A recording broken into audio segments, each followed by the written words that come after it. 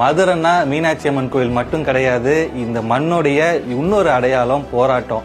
மதுரையை பற்றி பேச ஆரம்பிச்சா நிறைய பேருக்கு முதல்ல ஞாபகம் வர்றது மீனாட்சி அம்மன் கோயில், திருமலை நாயக்கர் மஹால், ஜிகரதண்டா, சித்திர திருவிழா, ஜல்லிக்கட்டு. அது உண்மைதான். ஆனா அந்த அடையாளங்களை தாண்டி மதுரைக்கு இன்னொரு முகம் இருக்கு. அது போராட்டங்களோட முகம். இந்த மண்ணுல உழைச்ச தொழிலாளர்களுடைய வரலாறு இருக்கு. மாணவர்கள் உரிமைக்காக தெருல இறங்கிய கதைகள் இருக்கு. ஆலை வாசல்கள்ல எழுந்த முழக்கங்கள் இருக்கு. சமூக நீதிக்காக குரல் கொடுத்த இயக்கங்களோட தடம் இருக்கு. அதனாலதான் பலர் சொல்லுவாங்க, மதுரையுடைய மண்ணு வெறும் மண் வாசனை மட்டும் கிடையாது, எதிர்த்து நிக்கிற மனசும் கலந்துருக்குன்னு. இந்த மண்ணோட அந்த உணர்வு இன்னைக்கும் உயிரோட இருக்கா அப்படின்றத தேடிட்டு தான் மதுரையில இருந்து சுமார் 40 கிலோமீட்டர் தென்மேற்கு பகுதியில் இருக்கக்கூடிய ஒரு சின்ன கிராமத்துக்கு வந்திருக்கோம். அந்த கிராமத்தோட பேரு வன்னிவேலம்பட்டி. மக்கள் தொகையில பெரிய ஊர் இது கிடையாதுங்க. வரலாற்றை பார்த்தா இந்த சின்ன ஊரு பெரிய சிந்தனைன்னு தான் சொல்லணும். இந்த ஊரோடைய மக்களுடைய வாழ்வியலை பத்தி போய் பார்க்கலாம்.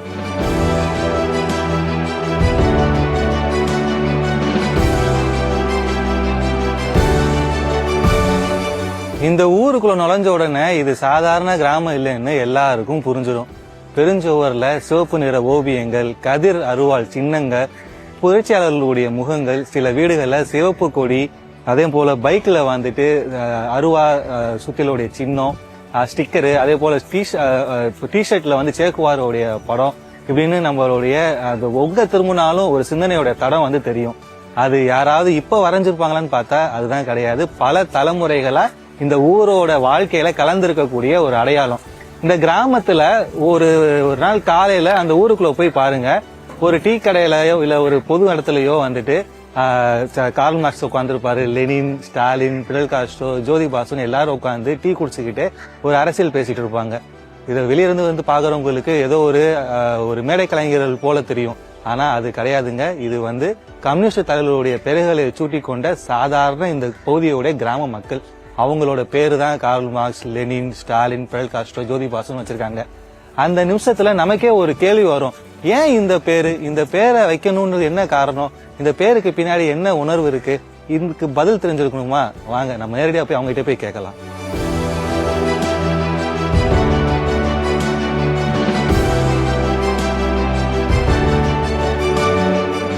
எங்க அப்பாவுடைய அப்பா ஒரு கம்யூனிஸ்ட் கட்சி, எங்க அப்பாவோட அண்ணே கம்யூனிஸ்ட் கட்சிக்குள்ள இருந்தவர், எங்க அப்பா கம்யூனிஸ்ட் கட்சி, எங்க அம்மா கம்யூனிஸ்ட் கட்சி, நானும் கம்யூனிஸ்ட் கட்சிக்குள்ள இருக்கிறேன். என்னுடைய மனைவி கம்யூனிஸ்ட் கட்சி.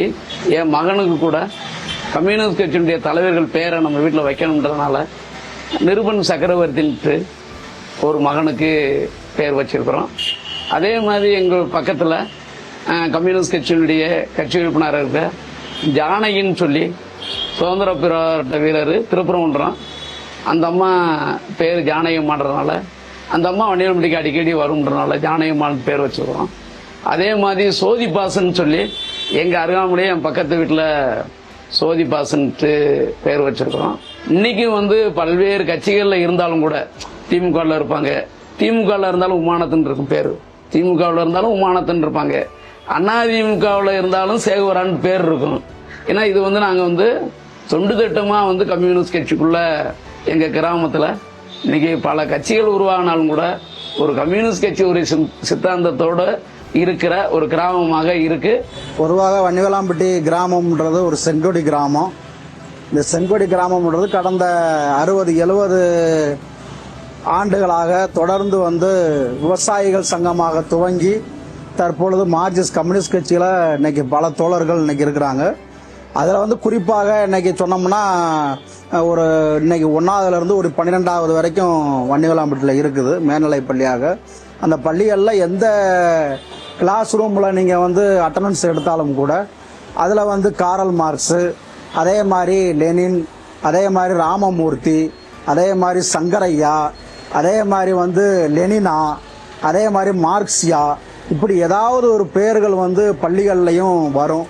அதே மாதிரி நீங்கள் பார்த்தீங்கன்னா டீ கடை பெஞ்சில் கூட நம்ம உட்காந்து காலை மாலை டீ சாப்பிடுகிற பொழுது கூட அங்கேயும் காரல் மார்க்ஸ் இருப்பாங்க, ராமமூர்த்தியாக இருக்கிறாங்க, அதே மாதிரி சங்கரையாவா இருக்கிறாங்க, அதே மாதிரி ஸ்டாலின் இருக்கிறாங்க, அதே மாதிரி வந்து சேக்குவாரா இருக்கிறாங்க, இப்படி பல்வேறு அடிப்படைகளில் பேர்கள் இருக்கக்கூடிய நிகழ்வுகளை நாம் வந்து பார்க்கலாம். குறிப்பாக அந்த செங்கோடி கிராமத்தில் தொடர்ந்து வந்து இப்படியான சித்தாந்த ரீதியாக ஒரு வர்க்கமாக இன்றைக்கு வரைக்கும் அது வளர்ந்து வந்துக்கிட்டு இருக்கு அப்படின்ற விஷயத்தை நாம் வந்து பார்க்குறோம்.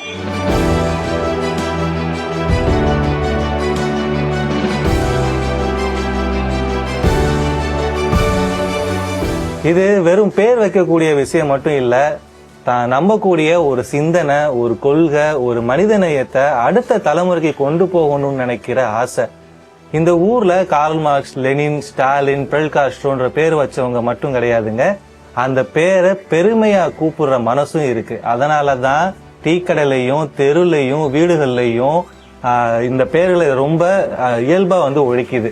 அதுக்கப்புறம் ஊர்க்காரங்க கிட்ட போய் கேட்டோம், எப்போதும் எல்லோரும் கம்யூனிஸ்ட் கட்சியில தான் இருக்கீங்களான்னு. அதுக்கு அவங்க சிரிச்சுட்டே சொன்ன பதில் என்னன்னா, காலம் மாறிடுச்சு தம்பி, இப்போ ஒருத்தர் கட்சியில மாறி மாறி இருக்கிறாங்க, ஆனா கொள்கை மட்டும் மாறலன்னு அந்த ஊர் மக்கள் வந்து சொல்லியிருக்காங்க.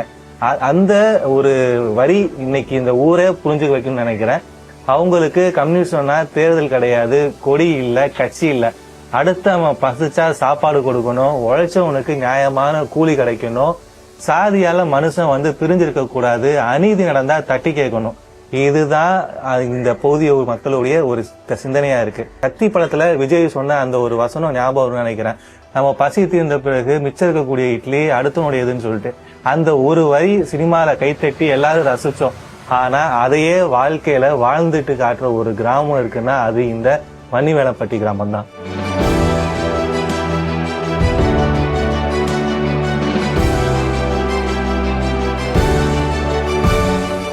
இந்த ஊரோட கம்யூனிச வரலாறு நேத்து ஆரம்பிச்சது கிடையாதுங்க, கிட்டத்தட்ட 70 வருஷத்துக்கு மேல. அதுக்கு சாட்சியா இன்னைக்கும் சில பெரியவங்க கையில நெஞ்சில கதிர் அருவாளுடைய பச்சை இருக்கு. அது வெறும் பச்சை கிடையாது, ஒரு தலைமுறையோட நம்பிக்கை, ஒரு போராட்டத்தோட நினைவு. இந்த ஊருக்கும் கீழ்வெண்மணி படுகொலைக்கும் ஒரு தொடர்பு இருக்கு. ஒரு படி நெல் கூடுதலா கேட்டதுக்காக 44 விவசாய தொழிலாளர்கள் உயிரோடு எரிக்கப்பட்ட அந்த சம்பவத்துக்கு பிறகு அங்கே வேலை பார்த்து வந்த வேம்புலி என்கின்ற நபர் கம்யூனிஸ்ட் சித்தாந்தத்தால ஈர்க்கப்பட்டு தன்னோட ஊரான இந்த வன்னிவேலம்பட்டிக்கே வந்து கம்யூனிஸ்ட கிளைய ஆரம்பிச்சாருன்னு ஊர் மக்கள் வந்து சொல்றாங்க. அவர் விதைச்ச அந்த சிந்தனை இன்னைக்கும் இந்த ஊர்ல உயிரோட இருக்கு. 1950கள் இருந்த இயக்கம் வலுப்பெற்ற பிறகு மக்கள் தங்களுடைய உரிமையை பற்றி பேச ஆரம்பிச்சாங்களாம். கூலி, சமத்துவம், மரியாதை, சமூக நீதி, இந்த வார்த்தைகளோட அர்த்தம் அப்போதுதான் பலருக்கும் வந்து புரிஞ்சிருக்கு. பெரியவங்க வந்து சமூகமா சொல்லி வந்து நிறைவு கூறுவாங்க. அந்த விழிப்புணர்வு காரணமா தான் இந்த ஊர்ல சமூக ஒற்றுமை வலுப்பெற்றதுன்னு மக்கள் நம்புறாங்க.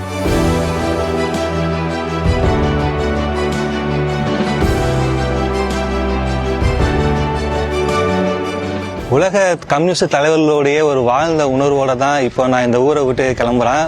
ஒரு விஷயம் மட்டும் மனசுல நிக்குது, கம்யூனிசம் இங்க வெறும் அரசியல் மட்டும் கிடையாது, உங்களுடைய வாழ்க்கை முறை. அதனால தான் மதுரையை கோவிலால மட்டும் அளக்க முடியாது.